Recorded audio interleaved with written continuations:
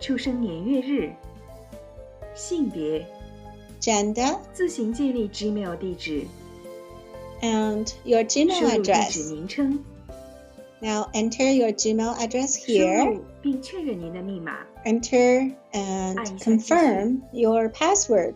Then 输 continue. 入电话号码， Enter phone number. 收到含有验证码的简讯后， After you 使 receive 用 the 该验证 verification 码 code, 验证您的手 use 机 the 号码， verification 按 code 一下 to 继续。 verify and continue. 账号注册成功。第 Now 3 the 步， registration 订阅 is 金菩提宗师频 complete. 道， The third step 进入 is to YouTube subscribe to Grandmaster 在搜 JinBodhi's 寻打 YouTube 出 channel. 金菩 Go 提 to 宗师， YouTube 正 and 确的 then 频 search 道。 Grandmaster 进入频道 JinBodhi. 后可以看到 When you get 宗 to 师各种 Grandmaster 精彩的开 JinBodhi's 始 right 与 channel, 直 you 播 will 记录。 see all Grandmaster JinBodhi's wonderful teachings and live feed records. 记得在频道按下订阅， Remember to 并开小铃 click 铛， subscribe and 接 turn 收各 on 种通知。 all notification bell. 第4步，快 The 速看 fourth 到 step 喜欢的开示内容， is to quickly 点击 see your 影片， favorable part 点击 when you 倒 click 三 on 角 the 形符 video 号， and then you click on the 滑动 triangle. 预览， Scroll down, you'll see all the time 点击时 codes. 间点即 If you 可。 click on the time code, you'll get to your favorable 如果 part. 喜欢这些影片， If you like these movies, 请点赞、 these videos, then please 留言。 like them and leave comments. 分享给亲朋好友， Please share with your friends and family. 教会您身边的亲朋好友。 When you 亲戚 teach your 爱宗师 friends 的缘 and 分， family 法布 how to 施， subscribe to Grandmaster 功德无量。 JinBodhi's YouTube channel, you help them to connect to Grandmaster JinBodhi, and this will bring you immeasurable benefits.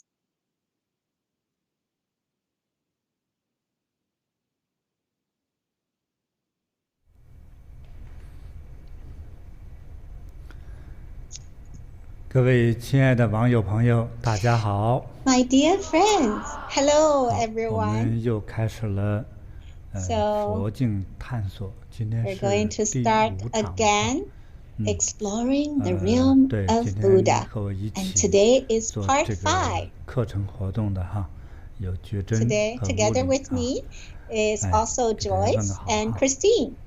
Hello, everyone. 好，我就直接进入我们这个 So 课 I'll 堂 go 的正式话 directly 题。 into 我首先给大家讲 our 呢， topic. 在佛陀的 So 最重要的大弟子之中， So 有一位 first, 神通第 you 一 know, 的 among all 长 the 者弟 major 子 disciples of 目犍 Buddha, 连 there 尊者。 is one 这 disciple 个在 who 佛教历 is 史上 the best 那是 in the 鼎 Dharma 鼎大名 power, 有很多 Madhyayana, 他的 and he's 传闻与 very, 故事。 very famous. There are 今天 lots 我 of 们呢，就 stories 叙 and 述 legends about 这 him. 个目犍 Today, 连尊者 we're 弟 going 弟的故事。 to tell you a story 他弟弟的故 about 事。 his brother. 对， Um, 他弟弟 brother 呢 of 是就是 Venerable 住在 Madhyayana 迦毗罗卫国当中的 and his 一位 younger 巨 brother 富， lives in 巨富， Kapilavatthu 并且是 and 人也不老 is an 人也不 extremely 老， rich 就刚到 person, 中年 and 左右，现在来说 he's 40来 only 岁 middle 了， age, 可能那 about 个时候会 in 可能 his 35 40s. 岁或者 Maybe 是 at 30 that 岁， time, 因为现在人的这个寿 like 命长了哈。 maybe 对， between 他 30 to 算养得好的 35. 话，当然不知道活多大岁数。对，那个时候 Yeah. 反正步入中年了。 At that time, 这个 he was middle 传 aged, 说记载的话，那么 according 他已 to the 经 record. 经过自己刻苦努力的这个计划经 Through 营哈， his 拼搏 hard 努力， working 已经 and 叫非常 planning, 富有。据 and 说 he 富可 has 敌国，因 already 为这富可敌国是个形容 had 词， lots of 但是我觉得 wealth, 呢，它可 and 能 his 是 wealth is 其中 as 属于 much 某个城 as 市、某个地区之中 the 最富 wealth 有 of 的 a。whole country. And 可是呢， he's the richest person 他 of the 非 whole 常吝 region, 啬， but he was 就是他 very, 弟弟 very 是一位 stingy. 大慈大悲、神通第一的佛弟子，他哥Yeah. 就是那是非 So 常的 Madhyayana is a 就是 very 慈悲 compassionate 智 and 慧 has 广 great 度一切 Dharma 有缘 power 众生。 and help 可 all 是 sentient 这位弟弟 beings. 呢，非 But 常的吝 his 啬 younger brother, is very, very stingy and doesn't want to give poor person or even practitioners anything, any offerings or givings. He thought, I worked so hard myself. I make money. It wasn't easy, right? So his younger brother was like that. Why should I give the money to you? Why should I give something to you? Yeah, I have all these legal income. I don't owe anybody money. You know, making contributions or donations is not like a mandatory thing. If I have the assets and money, it's my decision. It's upon my feeling whether I like to do it or not. You have your life, I have my life. Everybody has your own fate, right? And so he never gave anything. One day, Madhyayana, in his deep meditation, he had a feeling. So, oh, my dear younger brother, I need to help him. I need to teach him. Because otherwise, it would be very dangerous for him. Any kind of danger might happen on him. And so he just had that feeling. So he went to go and find his younger brother. His brother saw that his elder brother is coming here. A very successful younger brother, when he saw his great elder brother to come, he was very happy. And so he said, oh, I miss you so much. And so they had a lot of greetings and chat very happily. Madhyayana sit there and started to be serious. And his younger brother thought, oh, my brother, why are you like that? Tell me. And so Madhyayana said, the reason for me to be so serious is because you have danger. And so his younger brother said, oh, what do you feel? And so Madhyayana said, see, you have so much money, you're the richest person of the whole region. Why didn't you make any merits? You only see what ordinary people can see, you know, the rich and prosperity is just what ordinary people can see. But do you think this is real prosperity? What if, you know, those swindlers or thieves would come and they would think about you and try to take it away or steal from you? And his younger brother was, you know, shaking his head. And then Madhyayana said, what if those officials suddenly thought about you and put a wrongdoing on your name? And also, in the past, there was no banks. And so whatever you save, you save, it's not like cash. You're saving a lot of like storage. Say, for example, you want to buy 2 cows, and then you need to exchange with how many, you know, tons or kilograms of food. And so whatever he needs to store is some items or some food. And because he was very wealthy, he has a big warehouse to store all of those. And so Madhyayana said, you have this warehouse, but what if it has fire? If it caught on fire?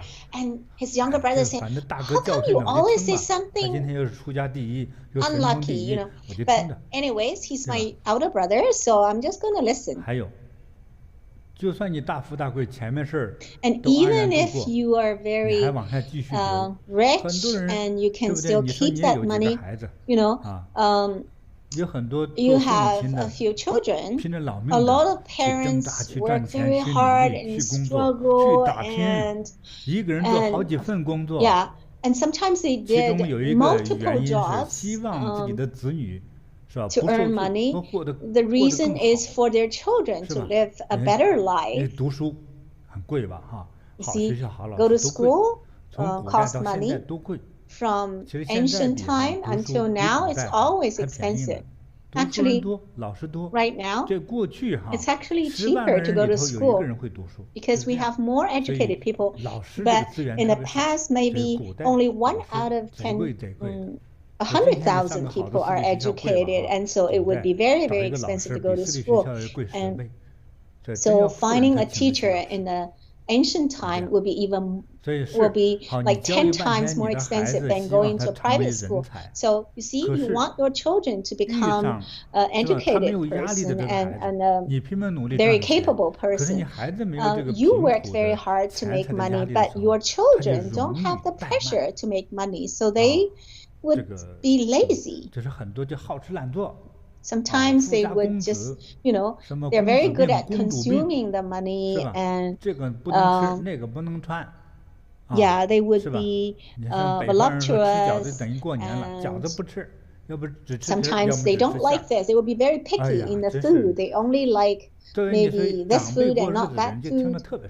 And so as parents, you would feel very unhappy. But you can't blame them because the child has never experienced poverty. He had experienced all rich life. Whatever hardship you had experienced to make the money, your children has never had that experience. So his way of life is a life of the new generation. Like in modern time, even parents work very hard to earn money, and they they don't want to spend too much money. So the first generation, they make a lot of money, but they didn't live a very luxurious life. But look at their children, how they spend money, as if the money is like they stole the money, and as if the money, like they are burning the money, and so they always drive those brand name cars and brand name clothes and use, and even if you survive through all these stealing or burning or fire or you still are going you harm your children. So my younger brother, you need to accumulate some merits. So you need to be more generous and give to those poor people, and also make offerings to cultivators like me, because they will help you to eliminate your disasters. And if you give money or give food or things to the poor people, that will also help you to accumulate merits. So Matanyayana, his elder brother, was very venerable and very famous at that time, and was full of merits. And so when he said that very seriously and very sincerely, the younger brother thought, yeah, that's very reasonable. Yeah, you touched all the parts that I'm afraid of. I found that my wife is starting to be picky, and the children are also not so well. And so,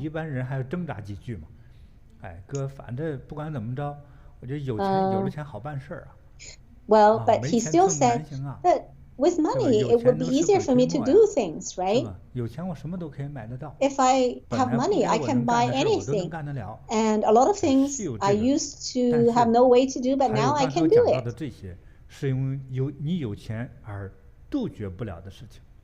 But Matanyayana said, well, those fire or thief come to steal, or the children becomes very voluptuous or picky, and those you cannot prevent, you cannot stop.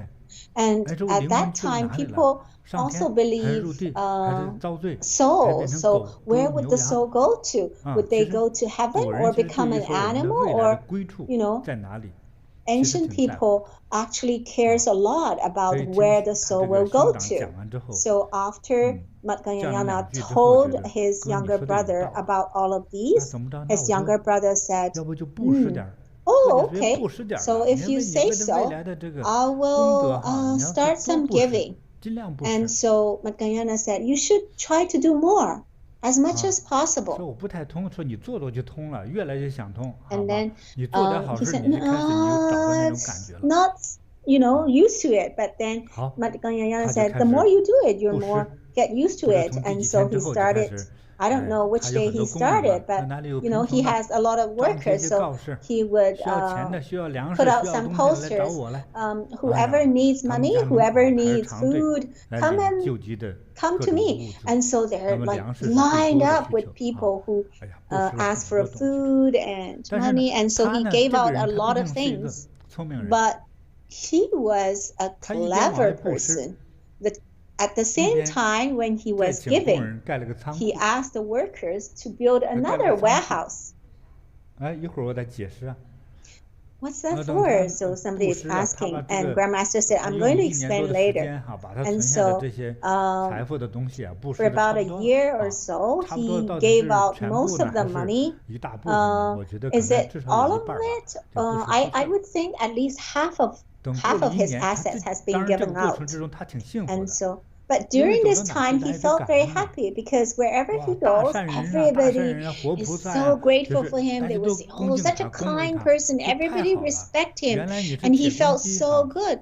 Like before, he never gave anything. And now he's like voluntarily giving out so many things. Those poor people who received his help were so respectful to him and thankful to him. So that's what he felt very good about. But after a year, he used his new key to open his new warehouse, and he told his worker, how come this new warehouse is still empty? He said, I thought I did, I accumulated so many merits. I would think that the sky will fall all these gold and treasures into my warehouse. My elder brother said, only giving will help me to save and protect all my assets. How come this warehouse is still empty?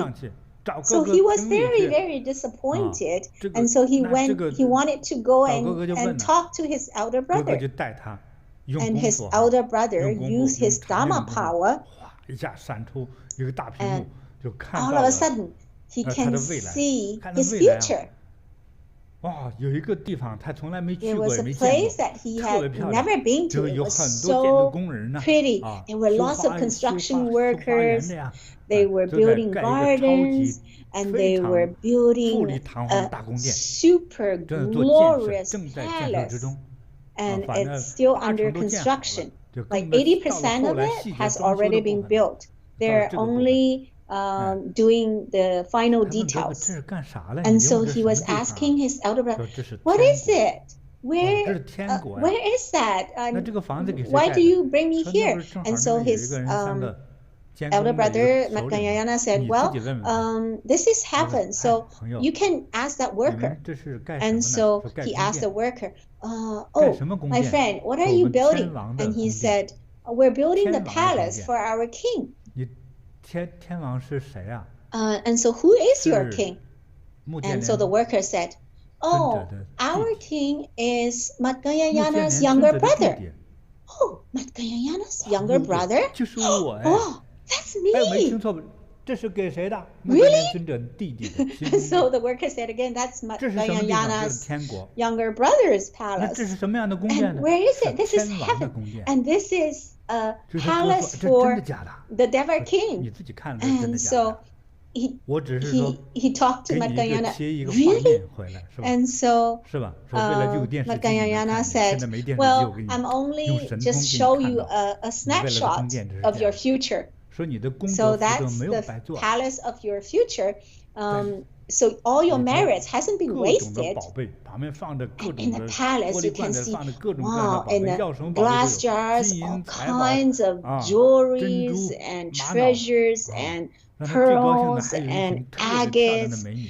and most 他也不放 important 心， of all, many, 说 many 哥，这 beautiful 美女也 ladies. 是那天王的嘛，也不是说 And 不好 so 意思说 he 我的， asked, 这是天王的嘛。 are these 当然了， ladies 说不放心， belonging 那你 to 问问 that 问 Deborah 美 King? 女， So 你们在这干啥呢？说 And 在 so 等 he 待着我们 asked, 的 what are 天王。 you doing here? 好， He asked those 天 ladies, 王是 and the 谁呢？ ladies said, 说 we're 穆杰 waiting 连 for 尊者 our 的弟 king. 弟。 And 我 so 要 who 一 is 听， that 痛 Deborah 快 King? 痛快， And 哥 those 放心了， ladies said, 回来我 oh, 还继续 we're 故事。 waiting for Matganyana's younger 嗯， brother. And 这 so 这故事就完了。 Matganyana's younger brother was so 就觉 happy 得好玩吗？ and 觉得任务里， overjoyed. He said, okay, 好 I'll 玩 go 儿。 back and continue to 有什 give. 么问题吗？ Is this a 来 fun 问一问。 story? 我 Any 想请问 questions? 一下，我觉得听这段 And so 听 Joy 田 said, 师傅讲那个 oh my 金菩 gosh, 提家训的时候，讲这个 this is 富过 like 三代怎么样把这个 Grandmaster, 富 you're 贵传承 talking 下去，一 about 样 the 一 family 样的 precepts, yeah. 讲那个富贵的这个 When 带 you're 来的这 talking 个危 about 险 the 的坏处 prosperity, 包 actually, 括那个 it 富二代 cannot 这个子孙后 pass 代这 down 个草莓 for 族 more 啊、 than 烧 3 金树啊这些， generations, yeah. 这是师傅跟穆建连尊者跟师傅讲的，真是一模一样。 Actually, 哎呦，这 Matganyana 点真 actually 是 said 非常 exactly 非 the 常的 same 感 as 慨。 Grandmaster you said in the family precepts. And Christine said, actually, a lot of our sisters, they actually when our sisters were trying to persuade their husband to give or trying to persuade their children also to give, probably their husband and children are answering exactly the same as Matganyana's younger brother. Usually they would say, oh, you know, it's not easy for me to make the money. I need to enjoy this, right? Wow, this just feels so real. 真理是永远不变的。 But the truth is always there because Matganyana's younger brother didn't know that. He didn't have any concepts of marriage. He actually was very, yeah, he actually didn't spend a very luxurious life and so Christine said, yeah, he actually lived a very simple life. Well, so Christine said actually his younger brother actually was very patient. He waited a whole year to go and see the warehouse. Maybe some other people would maybe assemble a camera in the warehouse and check it every single day to see if there will be anything in the warehouse.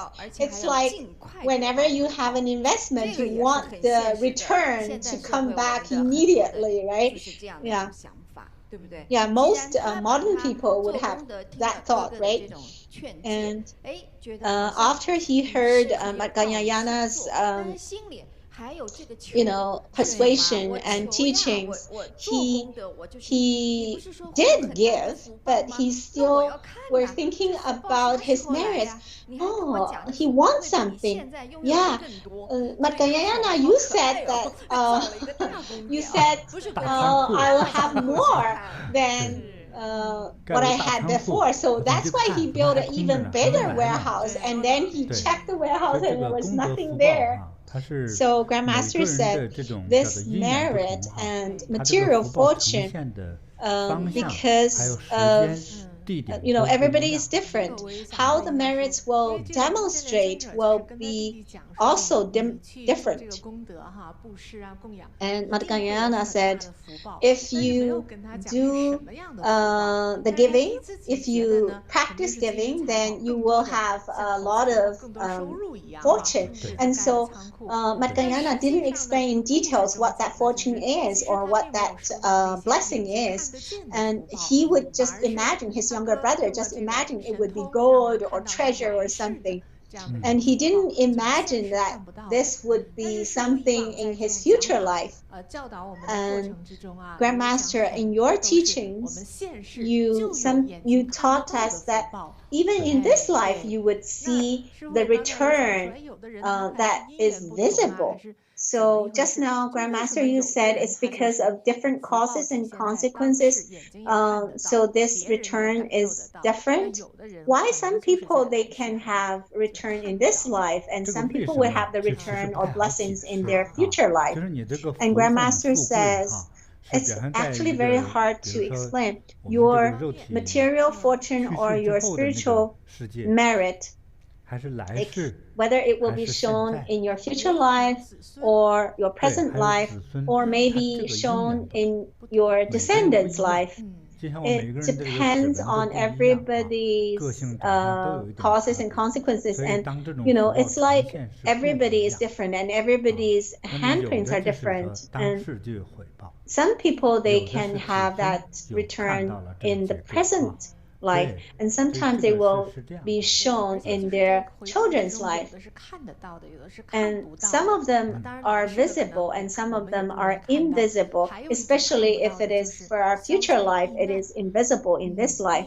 And sometimes maybe the blessings is that you would have less or even no disasters. So Grandmaster said, let's summarize it. So all the blessings, all the beauties in Buddhism, we have a term which is called karma. Please remember this term. Karma in Buddhism is firmly related to cause and consequence. And karma is actually very widely accepted by the world.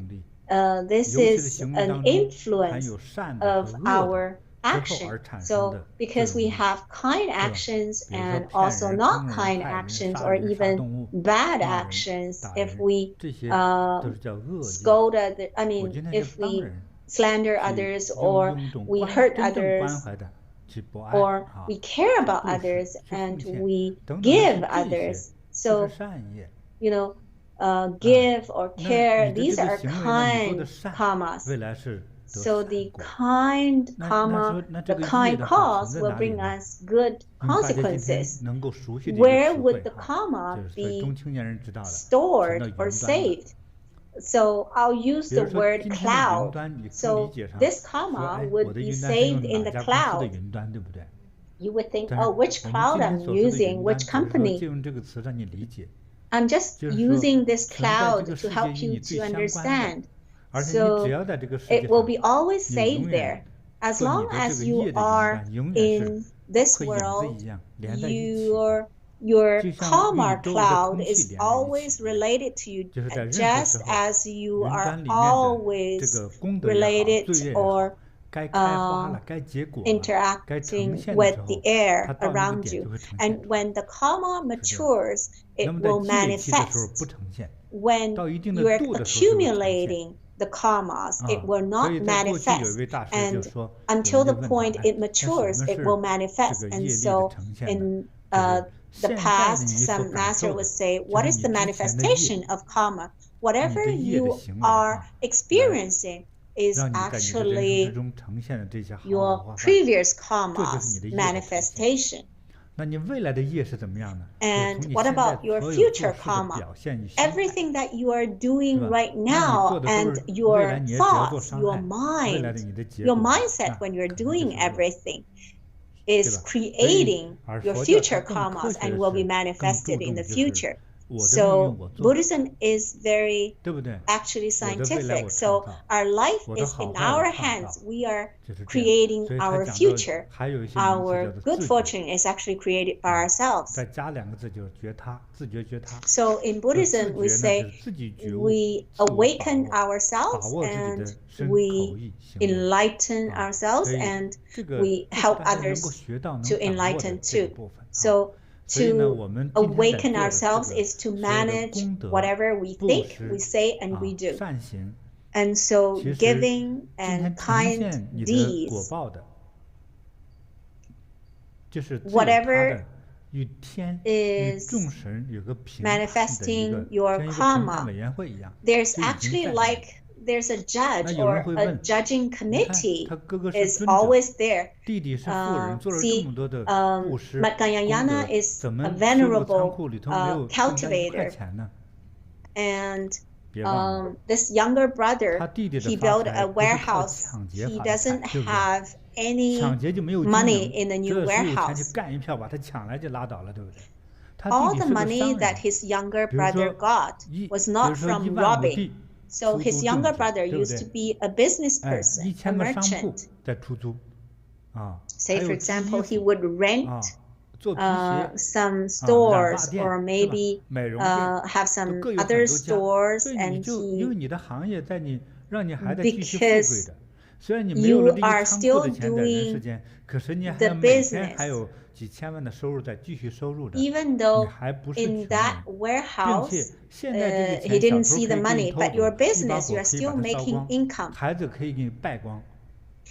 And the money that you have in this warehouse, maybe fire can burn it and your children can consume all of it, but the karma that's saved in the cloud will always be there, and the good karma will help you to make more money. It's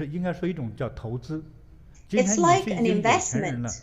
Today you are already very rich. Do you still want to make more money?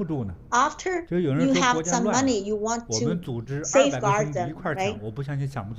Well, but if there are 200 robbers coming to take away, can you still safeguard them? And even if you put them in a safety box, what if they take away the whole safety box, right? What is security? There's actually no security in the world. So this younger brother, he saved his karma, good karma, in his karma bank. A lot of people think karma is bad, but actually karma is neither good nor bad. If you do good deeds, then you have good karma. If you do bad deeds, then you have bad karma. So that is a karma bank. And that karma bank is like your shadow. And it will always be linked to you and attached to you. And it will always follow you.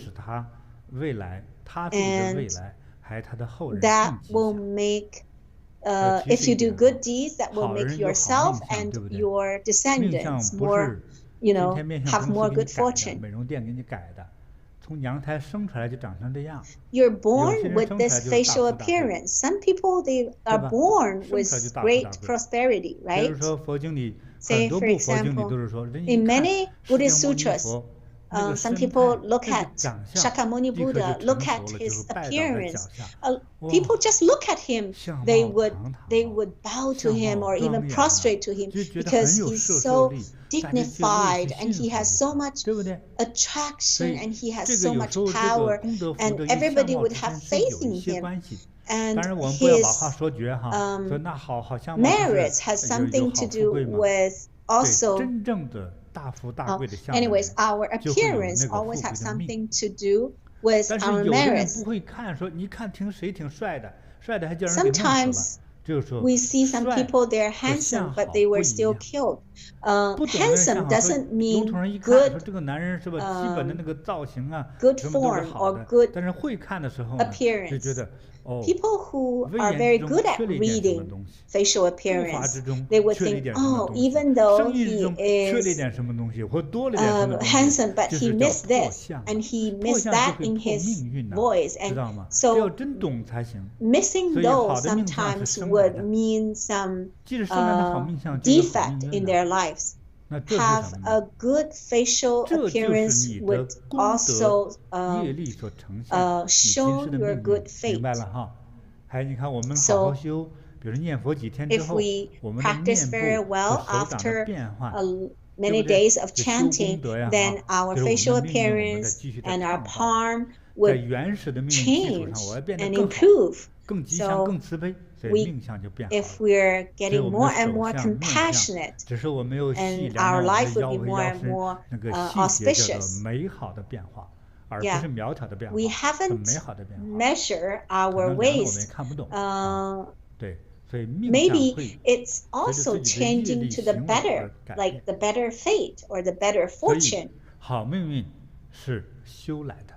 So good fate actually is through cultivation, and good facial appearance equals to will show or demonstrate a good life.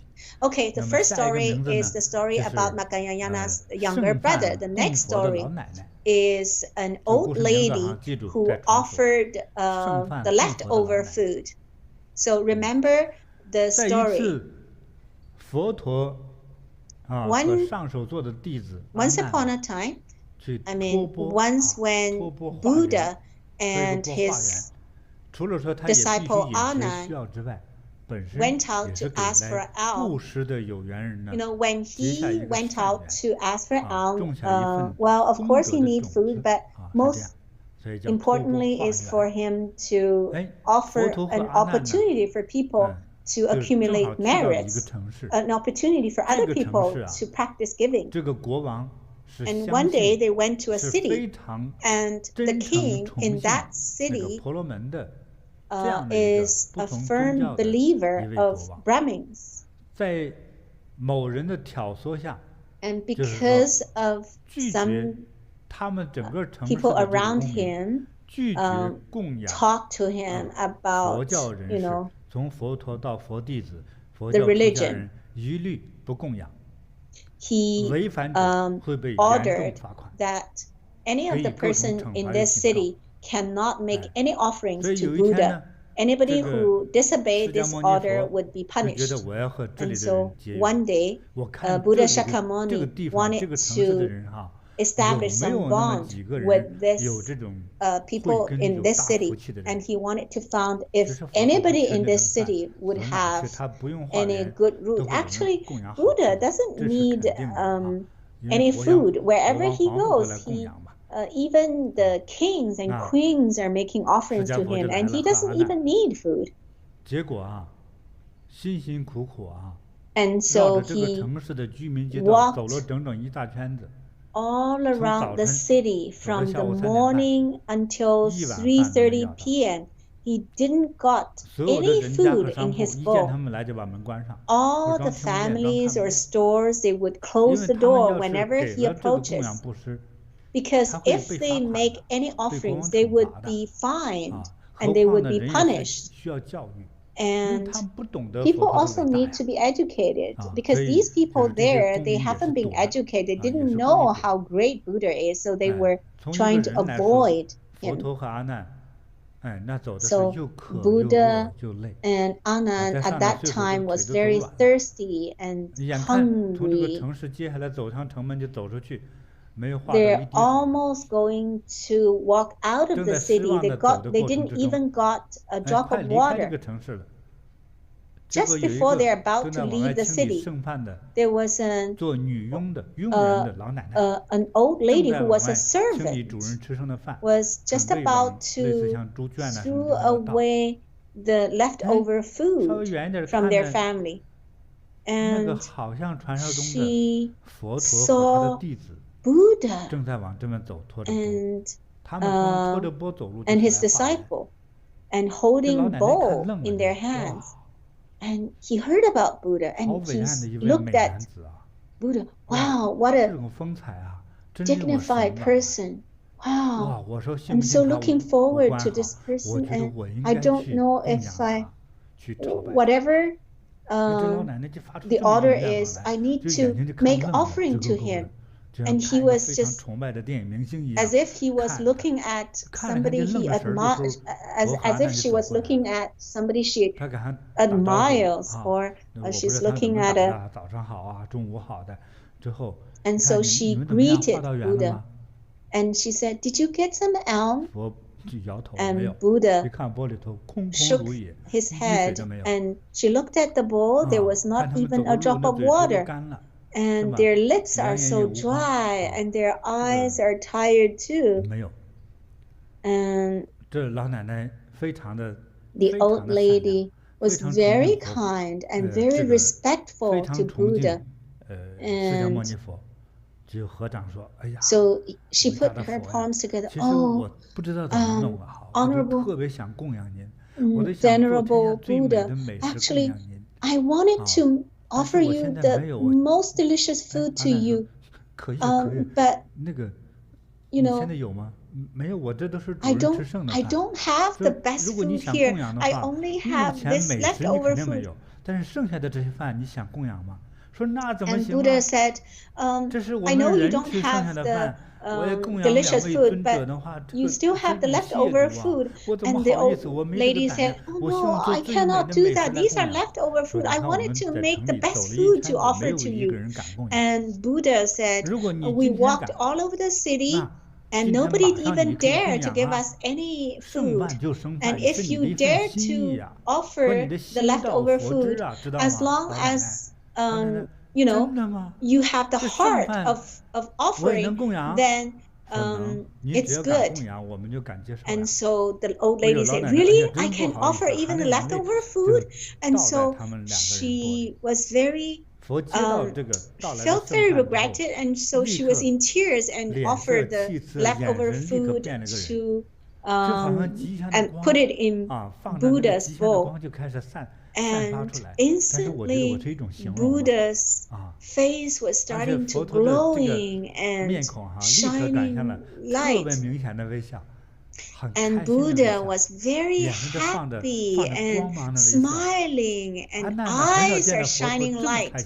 And Anand very rarely would see Buddha so happy. And Anand said, oh Buddha, how come you are so happy? Buddha said, I've seen this old lady's future. Well, tell me her future. Yeah. So Buddha said, this old lady, from now on, in the next 15 eons, do you know eon? In the next 15 eons, she would enjoy all the luxury and prosperity in heaven and human world, and her prosperity would surpassing anybody else.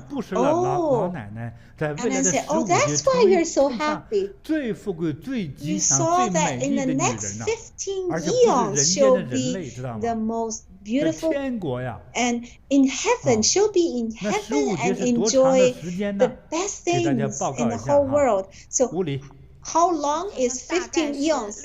So Christine said 1 eon is 4.3 billion years, and 15 eon is 64.5 billion years. So the Earth's age is about 15 eons. Well, actually, no, not even 64.5 billion years. Actually, the Earth's age is about 50 billion years. So, like 15 eon is almost like forever. And so this old lady offered this bowl of leftover food, and she earned 15 eons of the most beautiful life and the most luxurious, most prosperous life. And Buddha saw that and was so happy to see that. And he said, wow, this is so auspicious. And Buddha had the happy smile. And that was what recorded in Mahaparamita Shastra, which is the great treatise on the perfection of wisdom. And Buddha even said that this old lady in the future will become Pratyeka Buddha, and will end death and birth and death, and wow. And Christine said, yeah, I'm so happy for her too.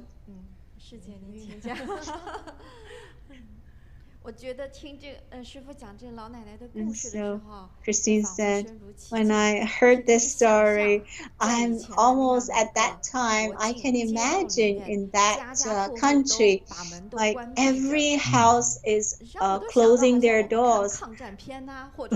That almost remind me of watching a movie of the Second World War, or and I can almost see that from the back door of one family, there was an old lady coming out and was holding the leftover rice and was waiting to admiring Buddha. You see, every house was closing the doors, and she was opening the door, and obviously she disobeyed the king's order, even though she was old, but she had a very courageous heart. Wow, I really want to praise her. And Joy said, yeah, well, if you just follow everybody else, you offer, she will offer, he will offer, then that would be a kind of merit. But this old lady was in this kind of risk, and she was making the offering with the true heart, even though it was leftover food, but the heart was so pure and so wonderful. And Grandmaster said, in ancient times and in the human world, there were a lot of very, very wealthy offerers. A lot of people, they actually offered like millions or even billions times more than this old lady, but they haven't reached that level, Pratyeka Buddha level. They didn't reach as high as this old lady. And it's because she was, her pure heart and her kindness, that purest respect, it all counts. And of course, Buddha also was very hungry. And when she was making the offering, did she ask for something? And she was even very shy and felt very bad when she wanted to offer the best food, but she only had this leftover food.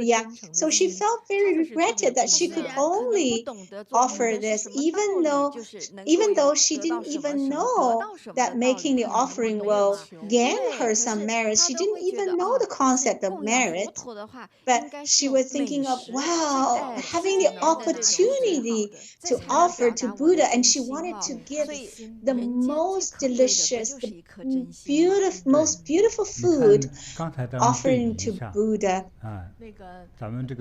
So Grandmaster said, comparing to Madhyayana's younger brother, he still wanted to, he wants something in return, right?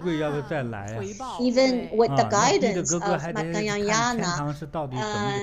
So Madhyayana even need to show him the return and how wonderful the palace was. And so those people who are not so wealthy, they've never heard about investment. They never think about return.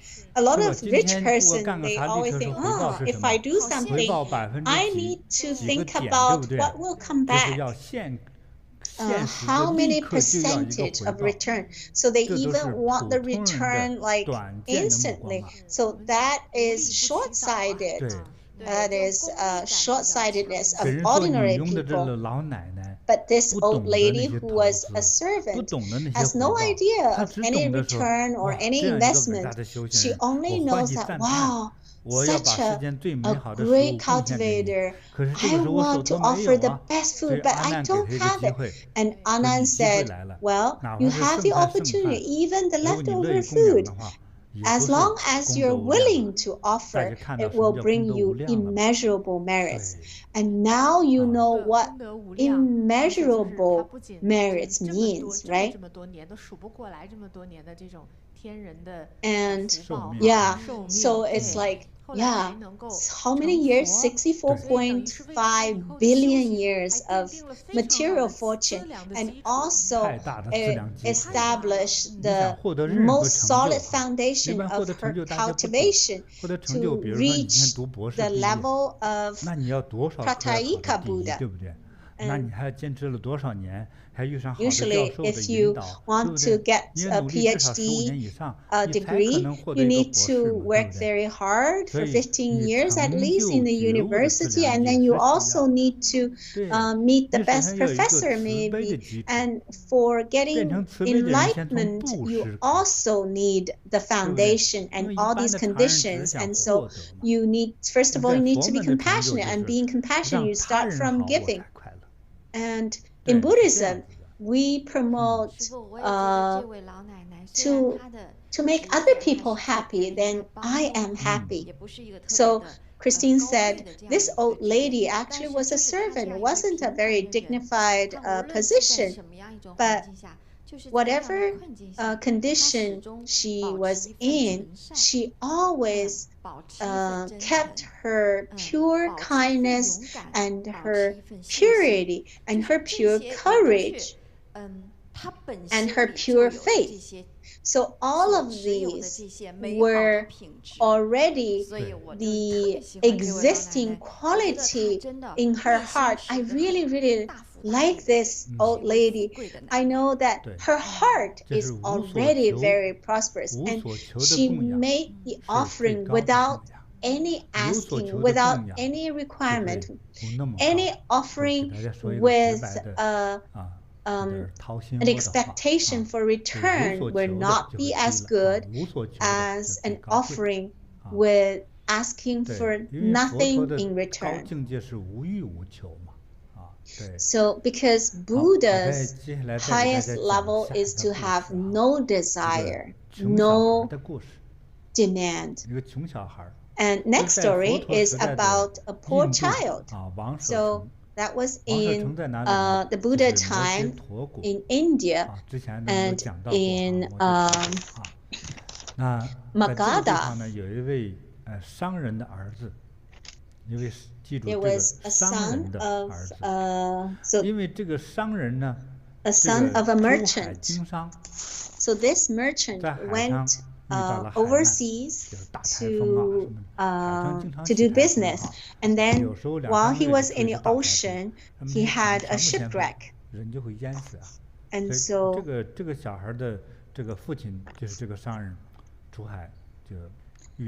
this child's father was killed in the shipwreck. So he was in the city of Raji, and after his father died, his mother had to do some labor to make a living, and it was not easy. And a lot of times he needs to borrow money from his relatives and friends, so it was a very hard, they were living a very difficult life. And because their family was so poor, everybody called him poor child. And this child gradually grew up, and he learned some skills to make a living. And one day, he was playing with his friends after he did some work. And so they went to Vanuvana Vihara. That's where Buddha delivered his teachings. When he went to an area in Vanuvana Vihara, he saw some pictures. Oh, and he saw, wow, this looks like the heaven. You know, they're so pretty and people are so happy. But some places in the picture, it sounds so, well, it seems so terrified. And some people were, some animals were killed, or some are experiencing punishment and some births and deaths, and so it was like a picture wall of reincarnation. And so when he was looking at the pictures, he felt fun, but also was afraid. And so he asked a monk nearby, and he said, "Dear Master, what is this?" And so he had, "Where is this?" And so this monk said, "Oh, this is the heaven and that's hell. And why this dog is experiencing that? Oh, this man was too greedy and so turned into a pig or cow. And this person was, always deploy others and always take other things, and so eventually he was put in hell. And this person always say false speech, and his tongue was cut many pieces into many pieces, and the hungry ghost will catch that,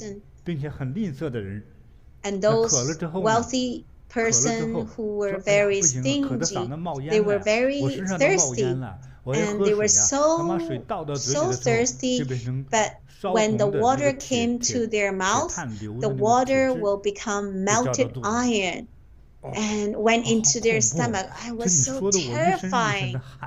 And so when the monk told him that, he was like very it was quite terrifying, some of the stories, and some are fun.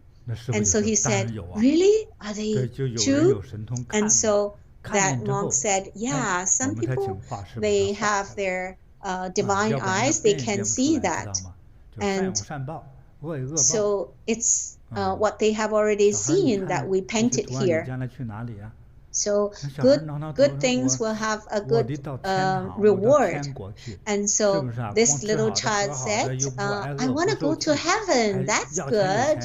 I have everything that I want, and I can live as long as the universe. I want to go to heaven." Oh, okay, go to heaven. Oh, Master, can I go there? And so this monk said, "Yeah, sure, you can go there." And so, "How do I go there?" And the monk said, "You can become a monk same as me." And so he said, "What should I do as a monk?" He said, "You cannot have a family, you cannot marry."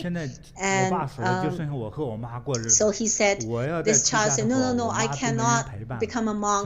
I still have my mother there. My father already passed away. I need to be with my mom.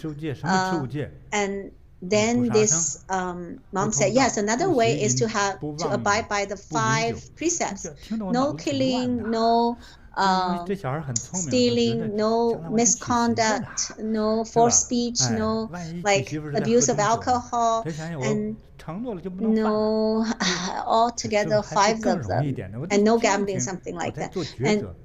And so he thought, "No, what if I get married and then I'll have some alcohol?" And so he thought he couldn't abide by all the precepts. He was about 11 or 12 years old, and the monk thought, he's quite lovely, but is there another way, a simpler way?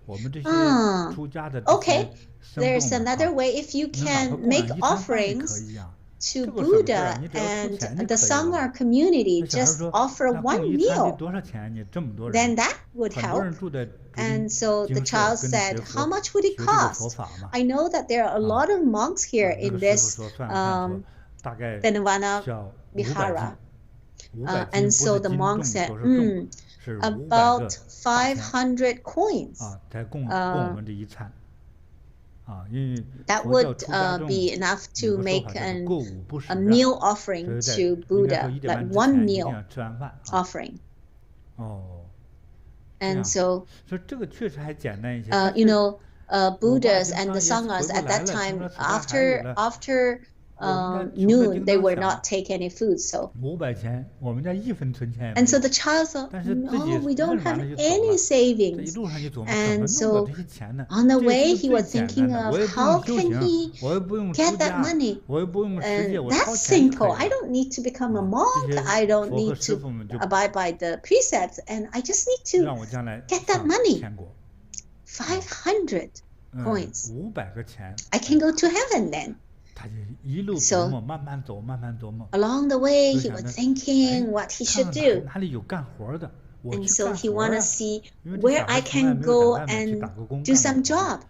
Because this child is very young. He maybe even younger than 12, maybe only 11, and he has never worked somewhere. 家里又富贵，现在突然间家里没有钱了， All of a 他也很 sudden, 艰苦，干一些杂活，学些技能， now 还没挣到 he 钱。 yeah. Even though all of a sudden he became very poor, he still was very young and he hasn't worked anywhere. And so he went all over the place to try to find a job. Oh, I remember that he first talked to his mother and said, I want in the future to go to heaven. And the master told me that there are actually 2 ways that I couldn't do to become a monk. I couldn't, and to abide by precepts I couldn't. And 500 coins to go to heaven. That actually wasn't too bad. It's the easiest way. I'll try to earn money. And if I can go to heaven, Mom, I'll take you there. And the master, that monk also agreed actually to bring his mother there. And so one day he saw that there was a rich family who was building a new house. Usually those rich family, they've already had a house and they want to build a bigger house. And so Joyce, do you know those rich family, after they have a big house, what would they do? Maybe a cottage or a villa after? And Christine said, if you have money, what would you do? He said, I'll buy land and build another even bigger one. Oh, no, Grandmaster said. Grandmaster said, if you have more money, maybe you build a big garden. Actually, in Taiwan, there was a rich person who even built a small airport that they can land some private airplanes. There was another rich person, they have the desert behind their house, so they purchased 10 camels and let the camels walk on the desert. Oh my gosh. And so this child saw a rich man who is about to build the house, and so the child said, oh, I want to work here. And then the rich man said, no, this is for adults. It's for building house. But the child said, I'm not joking. I really need money. I want to work here. But the rich man said, you're just a child. How can you work? And so the child said, well, are you paying me first or do I work first? Well, the rich man said, of course you work first. And so the child said, okay, so I can work for one day. If you think I'm good enough, then you can pay me later, right? If you don't think I'm suitable, then I won't come back. And so the rich man said, okay, I'll let you try one day.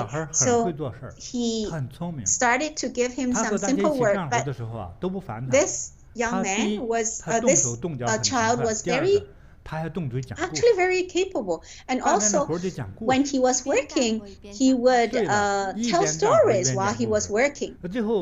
And first, the workers actually, well, he told a lot of interesting stories.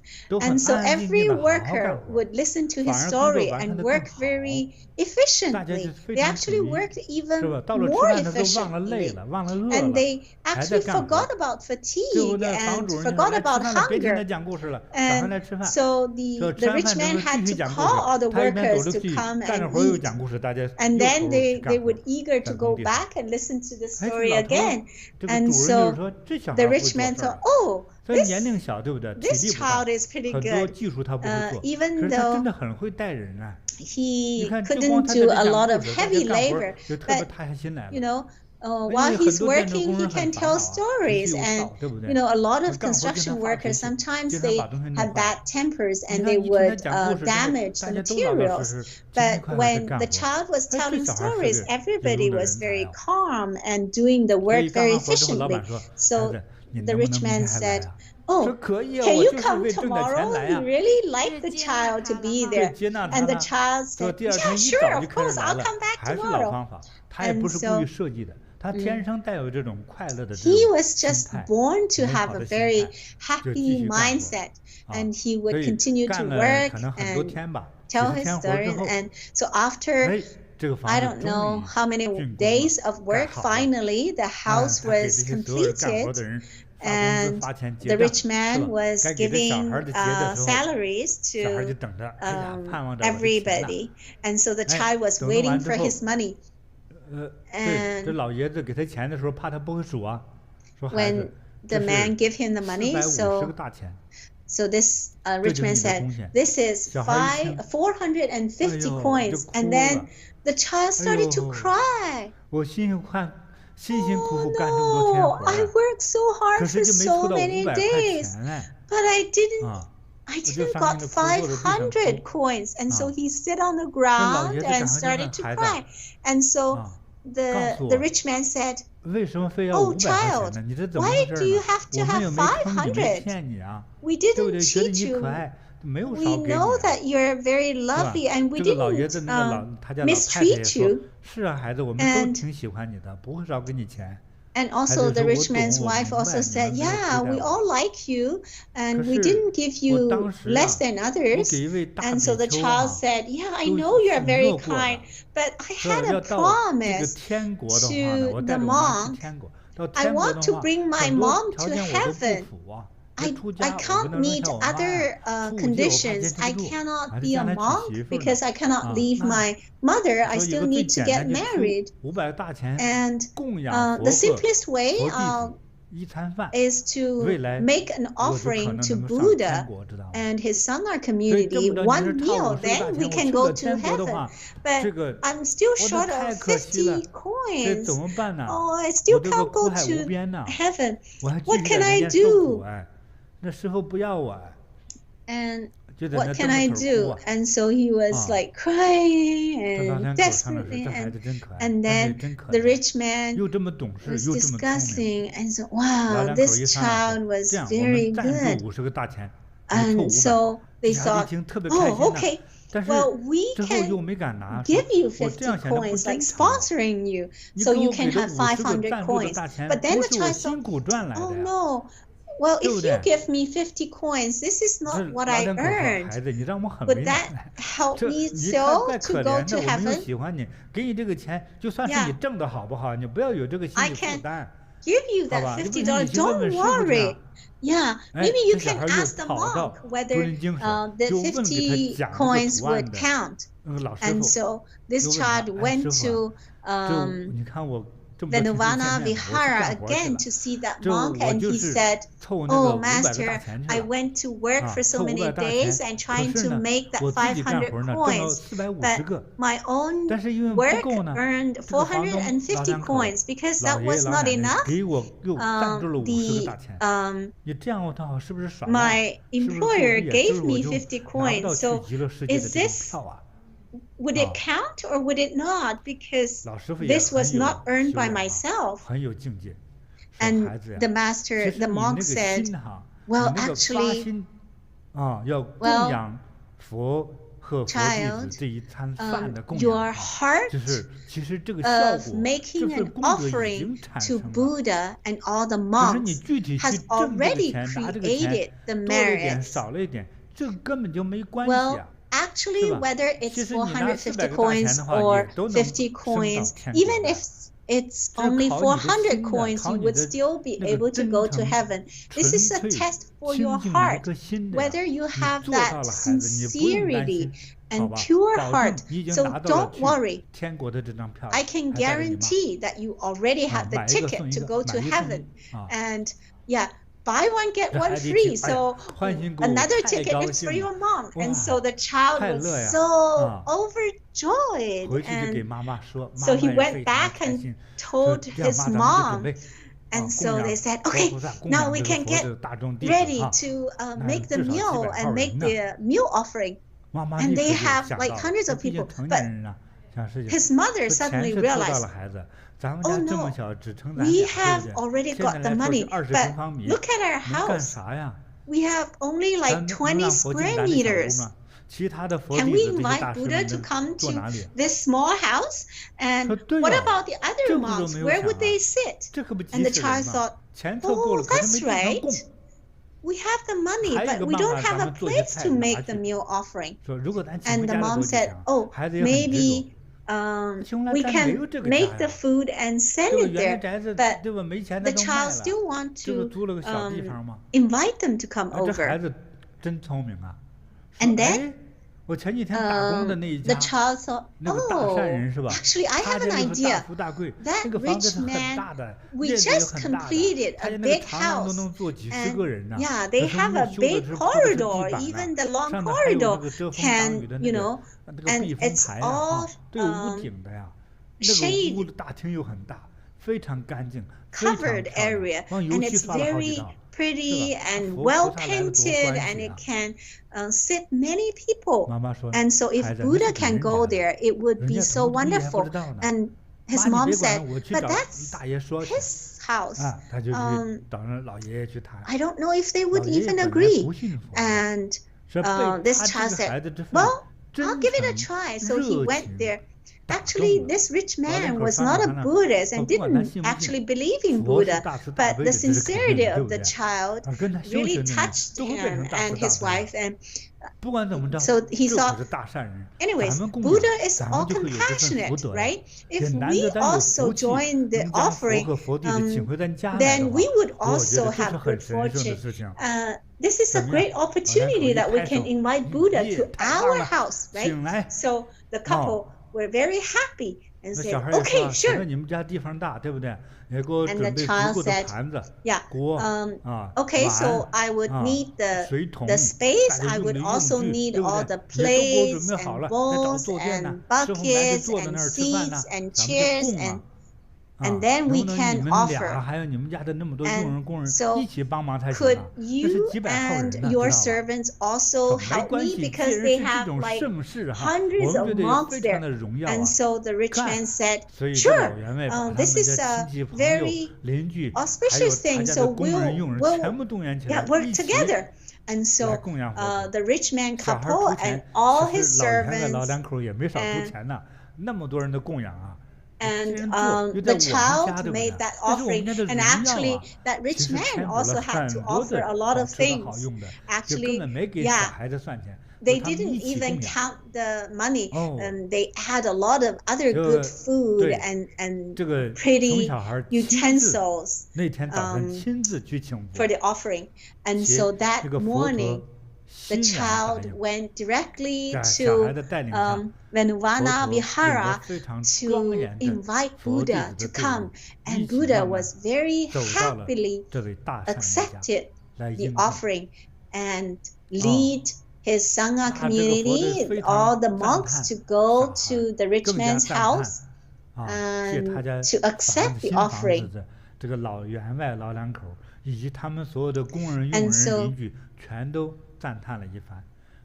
Buddha praised the child and the rich man and even all the servants and hundreds of those workers. And so, you know, whatever Buddha says will become true, because whatever he says, he said, oh, you are wise, and then you're really going to be wise, and you're going to go to, you know, maybe one of the world of the devas, then you would truly go to heaven. And And so everybody was very, very happy.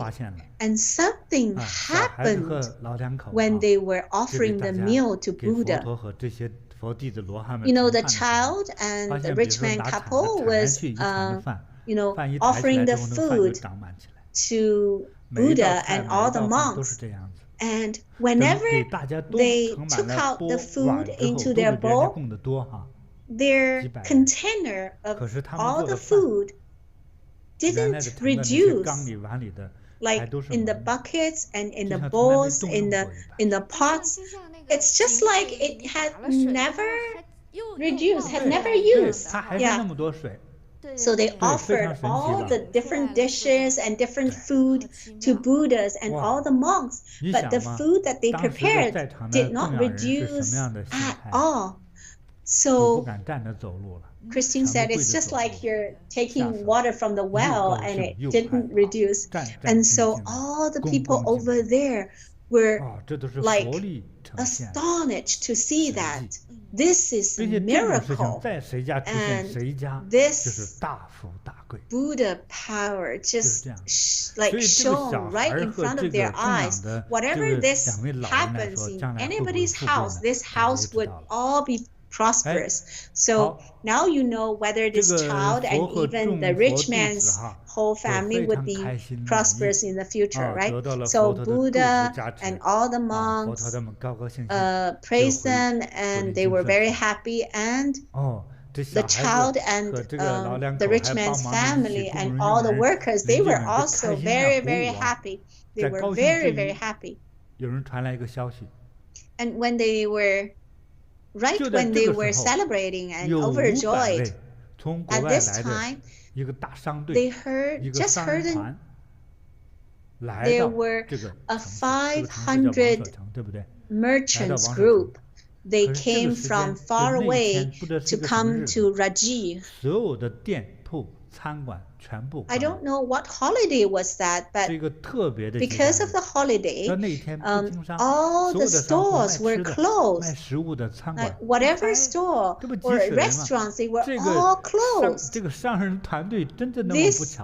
merchants group, it was like they happened to come on that day. The whole city, every store was closed.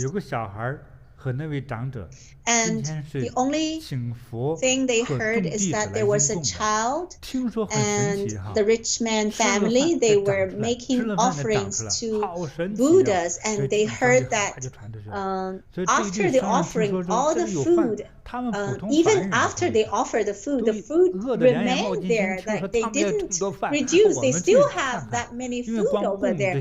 So because they offered the food to hundreds of monks, so they prepared a lot of food. And even after they finished the offering, because the food didn't reduce, there must be a lot of food enough for the 500 merchants. And so the head of the merchant said, okay, so they went there and they smelled the good food. And so they talked to the child. They say, well, we don't want to disturb you, but we come to Raji and we're so hungry, but every store is now closed. Could you sell the food to us? And the child said, this is the food that we offer to Buddha and the monks. And these I've already offered all of them to Buddhas and monks, and the rest of the food are actually Buddha made them. It's because of Buddha power. And so he just offered all the food to the merchants free. And so every merchant had a very good meal, and they were very happy. They heard this poor child's story about wanting to go to heaven, and how he tried to,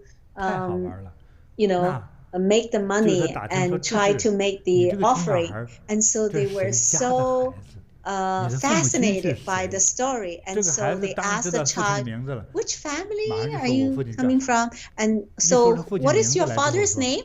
And after the child told the head of the merchant his father's name, this head of the merchant actually cried. He said, Oh my gosh, I was looking for you like for so long. Now I find you. I'm the best friend of your father before he died. We were the best friends before. Your father actually had a lot of assets and money. He left with me, and he asked me to find you and give these to you. And the child said, really? And the head of merchant said, yes, that's true. And so the head of merchant took out all the proof, and even just the inheritance, all these money and everything, it's already making the child very rich. And because of the 500 merchants had a wonderful meal for free, they thought that this child is really a great child. They were very, very grateful, and they think that this child will have a brilliant future. And now you have all the money and everything from your father, but we are also friends of your father. We also want to give you something. Every merchant either gave him some money or gave him a very expensive treasure. Just after this one meal, this child instantly became the richest person of the whole city. And Christine said, wow, after Buddha comes, everything becomes so auspicious and so wonderful. It's like this return comes like instantly, not just in this life. It's like instant return. Immediately he becomes the richest person. And this story even spread to the king's ear, and in this country, there's a recognized most venerable person. Everybody would call him venerable senior. And because this child, make offerings to Buddhas and monks, and he always give to the poor people, like give to poor children. And if they grew up, the poor child grew up, then they can work there. And so he saved a lot of people and like immeasurable merits. A lot of our online friends also is asking for the child's future. Did he go to heaven? And Grandmaster said, of course. And so Christine asked, well, this child only got 450 coins and still missing 50 coins. And that rich man also gave him 50 coins. This child was still not very sure whether the 50 coins would help him to go to heaven. So I think this child was very honest, and all of a sudden, like all the treasures and inherited money and everything, I didn't know when all of the money and assets all of a sudden fall from the sky almost. At the beginning, he was just trying very hard to go to heaven. Even when he's receiving an extra 50 coins, he was afraid. Now, all of a sudden, he had like all the money and asset before on him. Well, Grandmaster said, I think the child's heart is very pure. He didn't want to become a very wealthy person, because he lost his father and he has his mother there. The only thing he wishes, after the monk explained the future, explained about heaven, It's so beautiful there. It's so wonderful there. Whatever you want, you can get. And if you want some food, and only after thinking of that, you would already feel full. And so he was thinking, if he can bring his mother there, they can have a worry-free life.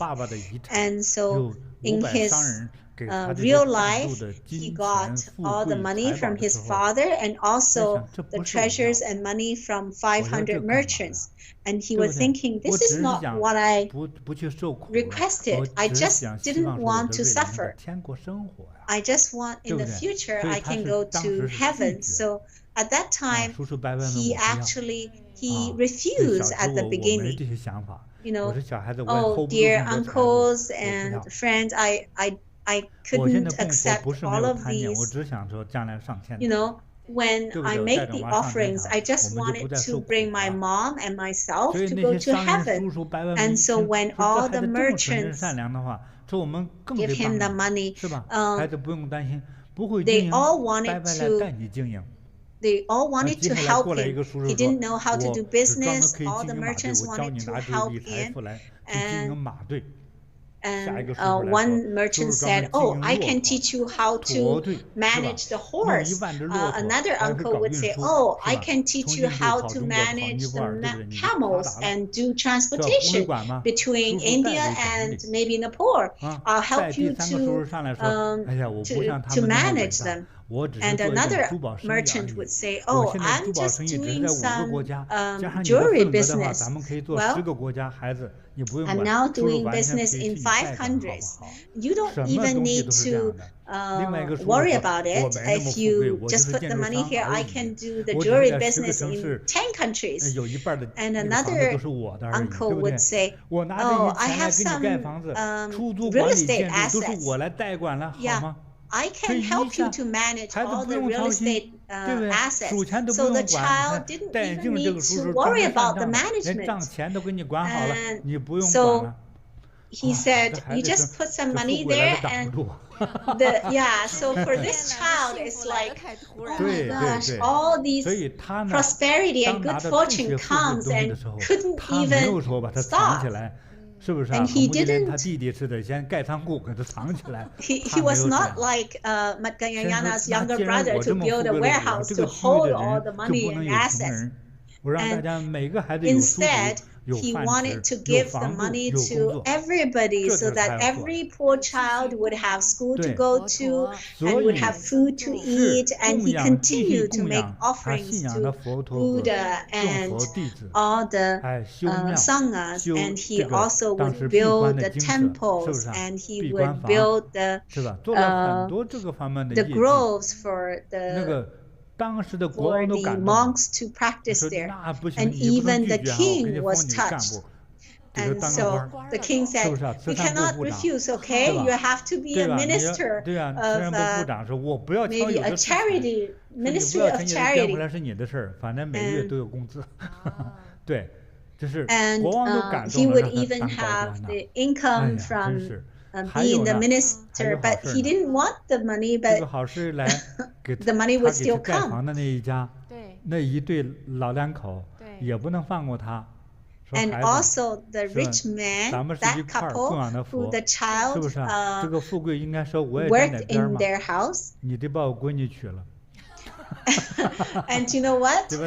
They asked this child to marry their daughter. Every parent would like such child, right? Such a kind child with a kind heart. And this child, you know, even he became very prosperous, he didn't become very voluptuous. You know, very rich person before, even though they didn't have very luxurious cars, they maybe will decorate the carriage with a lot of jewelry. But this child would still ride on an ordinary horse, and he would help all the other people. And did he also learn Buddhism? Joyce asked, and Grandmaster said, yes, of course. And after their prosperity reached to a certain level, people, when they have too much money, sometimes they will be kind of confused. Yeah, they didn't know what to do with the money. Nowadays, a lot of higher level officials, and when their position and their prosperity reach a certain level, actually they needed to be guided what to do. And when he all of a sudden became very rich, he went to ask Buddha, what should I do? And so Buddha taught him very high teachings. Actually, he was not an ordinary person. His past 7 lives, he always made offerings to Buddha and monks. In his previous life, he has already had some small achievements. And because he made a lot of offerings in his previous lives, I want to tell you a term is to practice and cultivate both your material fortune and also your merits and wisdom.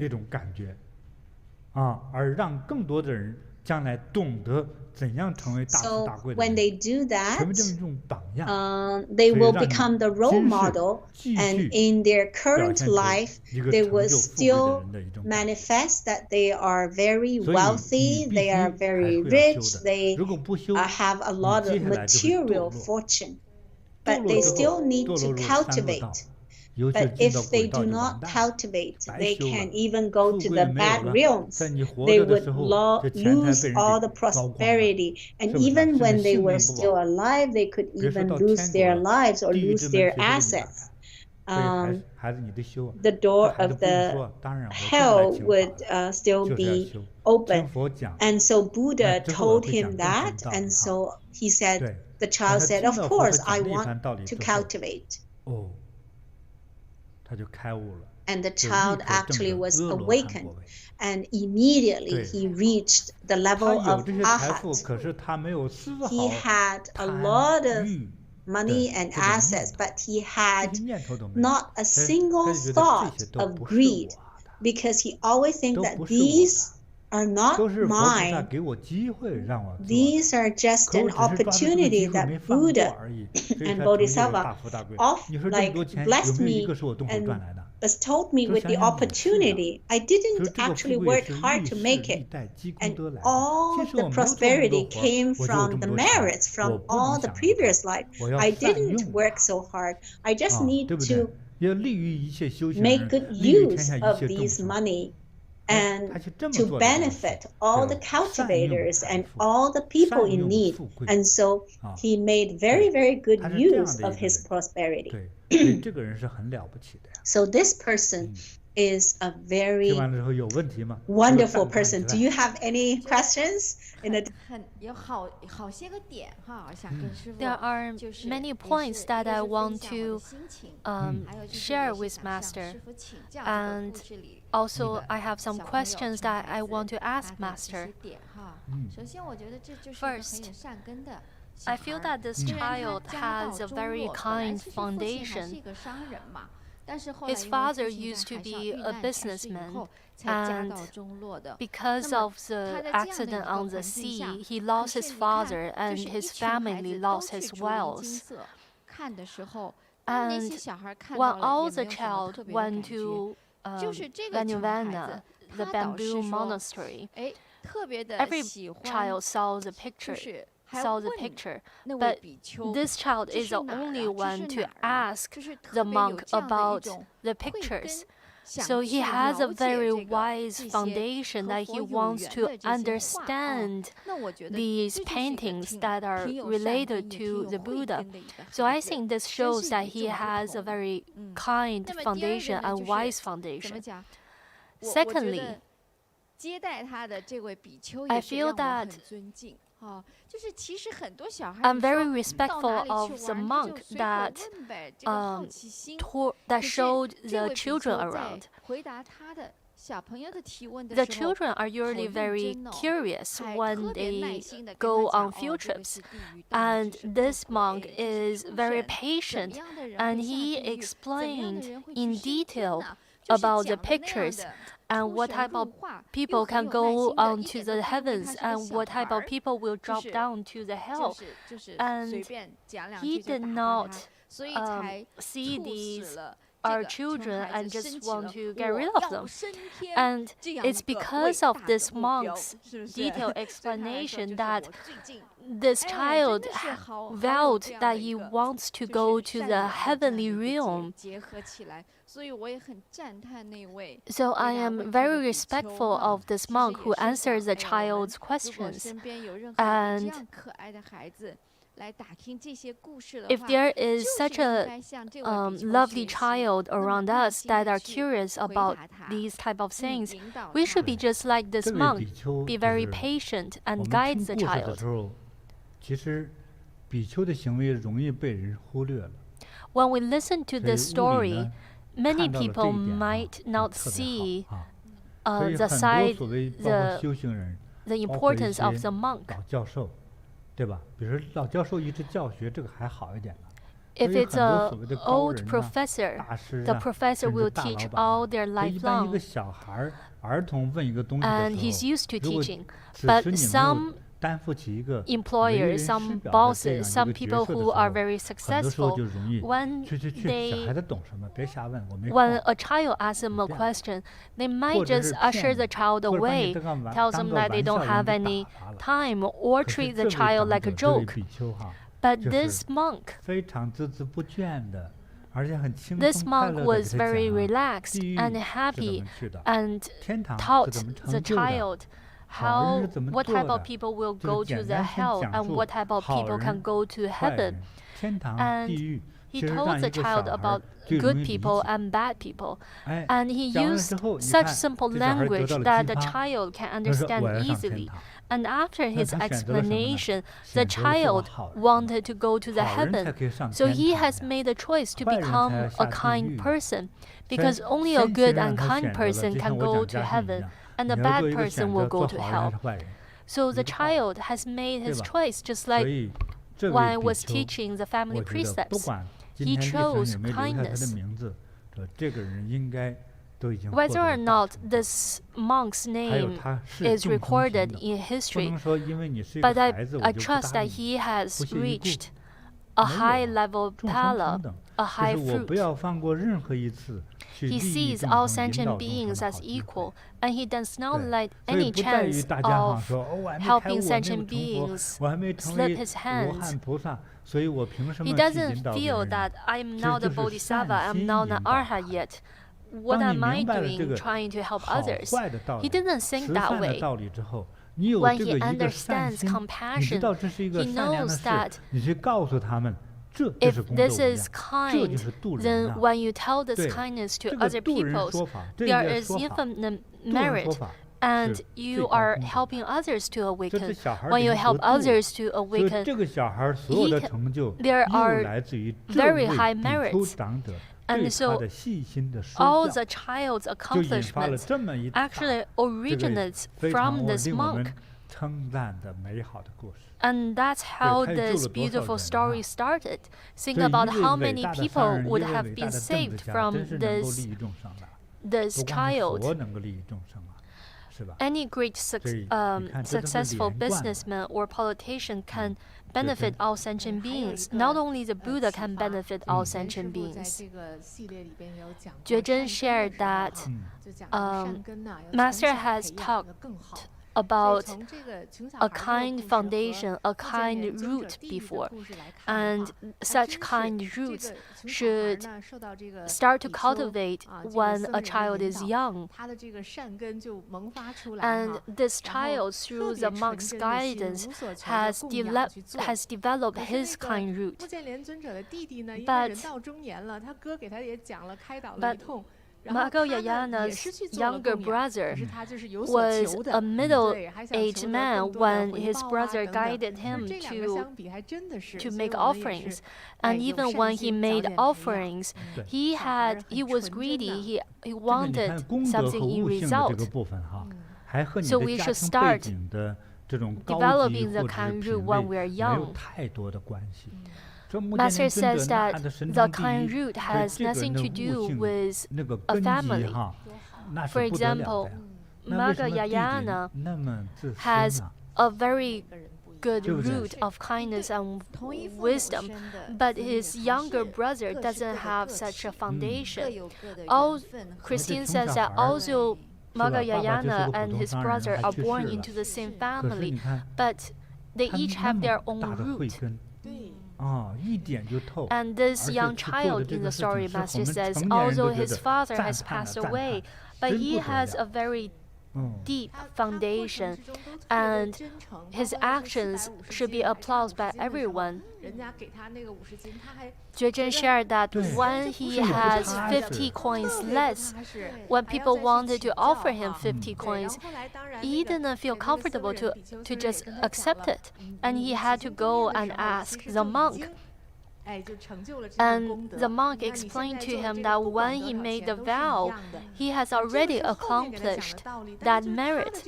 And so it doesn't matter how his money comes about. And his actions really touches our heart. 其实他这种也叫发心时期的对自己的心的一个究竟。This is actually我经过我的努力 a consciously making a vow. Conscious when I am making a vow, is my heart pure? The Buddha taught us that when we make an offering, when we give a donation, when we go to a temple, or when we offer an incense in front of the Buddha, usually we want everyone to hold their own offerings, to hold their own incense. Don't say that I have a lot of money. I can give you money and you can prostrate for me. You can do that, but if you can do it yourself, then the result will be better. When you make that bow yourself, when you make that prostration, your body, mind, and spirit are as one. Without making that prostration, you don't know how much you are touched by this action. Only when you do it, then you will be able to feel it. And when people can feel this experience, you will be able to do even better. Later on, I will talk more about feelings and sensations. It is a very high-level achievement when you can let go of all your sensations and perceptions. But in the beginning, in the elementary level, sensations and perceptions are very important too. So when we're making the offerings, we should do it ourselves. Jue says, when the child went to see the Buddha and sincerely asked the Buddha to accept his offering, the Buddha accepted, and the Buddha led the group of monks to accept his offerings. This is very fortunate for the child to make an offer to the Buddha, and the Buddha can accept it.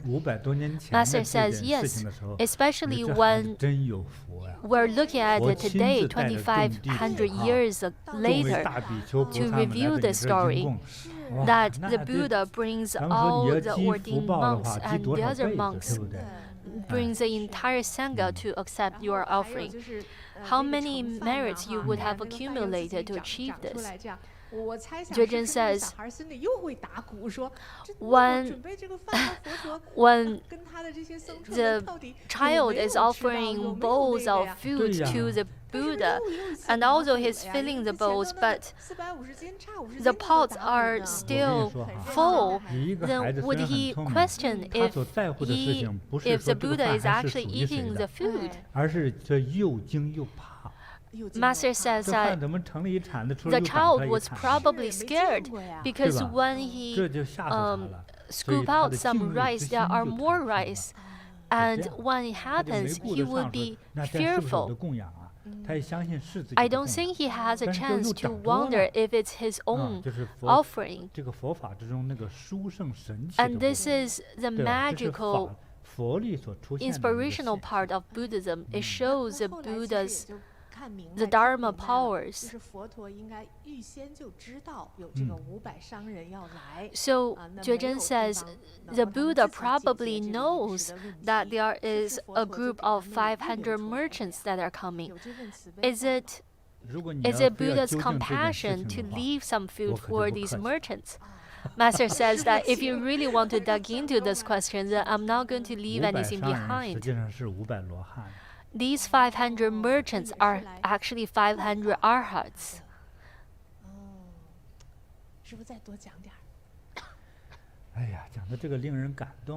When I talk about this, I'm very touched. A person, when you make a vow, when the child needed to gather 500 coins, when he made a vow, when his intention started, the merit of these 500 coins are already there. It doesn't matter whether he actually brings those 500 merits or 500 coins or not. The Buddha is not an accountant. If it's not accountant, you have to give every single penny, right? But Buddha is not. The Buddha knows that if you want to be enlightened, then you need a sincere heart. When you have a sincere heart, you can connect with all the deities. If you don't have a sincere heart, you cannot open the doors of compassion with even 5,000 coins. Some people say that I have a rotten apple. Maybe I can use this rotten apple to offer to the Buddha. If you have such a thought, I would suggest you not to do it because you don't know where will be rotten. Even if the Buddha does not punish you. Dharma guardians are not as compassionate. They will punish you. And some of these punishments will come in this life. When I was just over 10 years old, one day in the room that I was in, I was in my room and there is a lot of thundercloud. And suddenly there is a ball of fire that entered my room from the window. I was burning some incense that day, so I had my doors and window open. And because it was raining, so I opened the window and doors, and suddenly there is a fireball that came into my room through the window, and it's rotating. And after a while, it was very fast. It just flew away. And then I was so scared, I immediately closed the windows. And I asked my master what it is. My master said, when you are cultivating, today's thunder is the thunder of punishment, and it's trying to find the evil demons in the world. And the thunder is automatic. The deity has told this thunder to find the evil person and blow it. And so this thunder came into my room and sniffed around and didn't find it, so he ran away. And because when we are cultivating, some evil spirits might come and take refuge. And so it took refuge when the sender came. I didn't know that. And it all happened in a very sudden. So the GPS of the sender found that evil spirit. And I was sitting on my bed and meditating, and I didn't know what it is. When you look at it, I wasn't scared. But the more I thought about it, the more scared I was. It was green with reddish light. It was blue with reddish light. And it was just rounding. It was just circling in my room. It seems as if it was wondering, it's not here anymore. And then it left. I knew that it wasn't a very good sender. It was lucky that I didn't try to catch it. My master told me that it is a sender that patrols the sky. It is patrolling to find the evil spirit. And when it finds it, it will explode. And that person will die. And sometimes you will probably see that there is a hole through and through from the head to the feet. So don't do any misdeeds.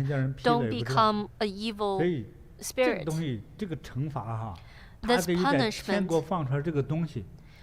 This punishment comes from the heaven. Some people online probably say that they have never seen it before, but don't even have that thought. If it comes to find you, you will not win. And if you are struck by this type of sender, you will go to a very special hell that you will never be able to leave it. For example, in the hell, the entire hell is circled by steel concrete wall, and there are fire on the wall, and there are dogs patrolling, and there are fire coming out from its mouth, and the wall is very, very tall that you cannot escape from it, and it's for eternal. And once you are punished, your body is destroyed, and then it recovers itself and repeats the punishment again. And that's why the hell is very scary. The patrolling sender, this is the first time you've heard of it, right? I've Googled about such senders online, and I found a special name about such a sender that it travels horizontally. But scientists doesn't know, couldn't explain how. This type of sender will enter your room, tries to find someone. For example, in a hotel, usually there are hotel rooms on either side of the hallway. And it's very interesting that, say, if such a sender enters a hotel room from the window, it will kill the person in the room, and it will come out of the original window. And that is called the patrolling sender.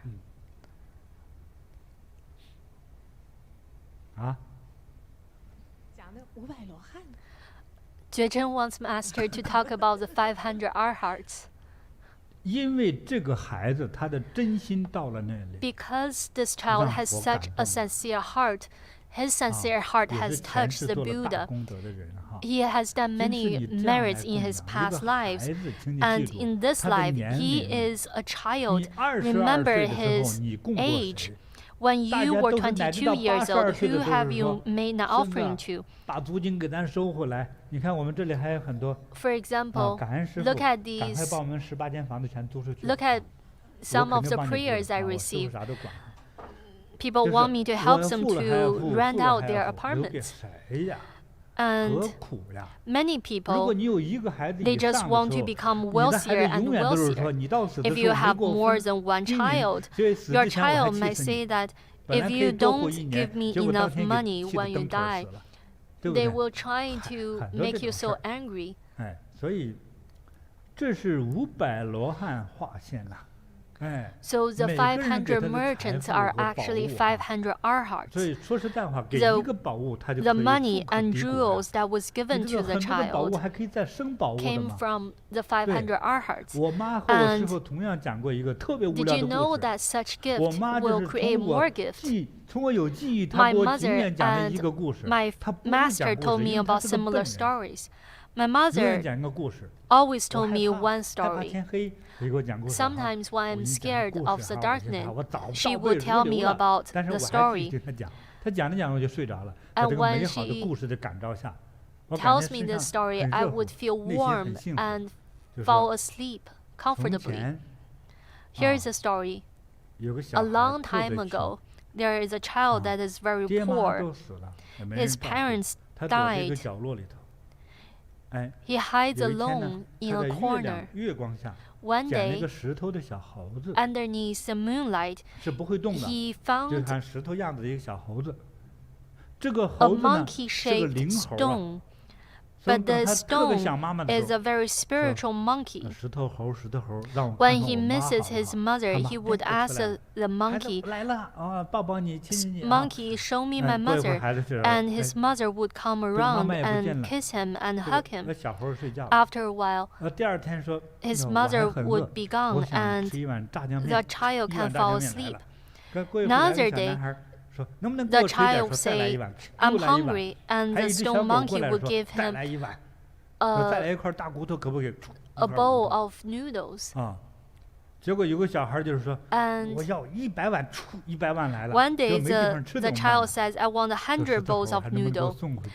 And when he cannot finish it, he can ask the monkey to take back all the noodles. My mother told me about this story until I was over 10 years old. I loved this story. I saw that if everyone has such a stone monkey, it would be great. And it's very interesting that my mother didn't know my master, and my master lived many provinces away. And my master told me about the same story. When you have cultivated your merits and fortune to a degree, you yourself is that monkey, is that stone monkey. Also, you cannot practice how to point to a stone and turn it into gold, but your compassion can. Is it a high level state? No, this is just within the arhat level. It's not very high. So this child was as wealthy as a country.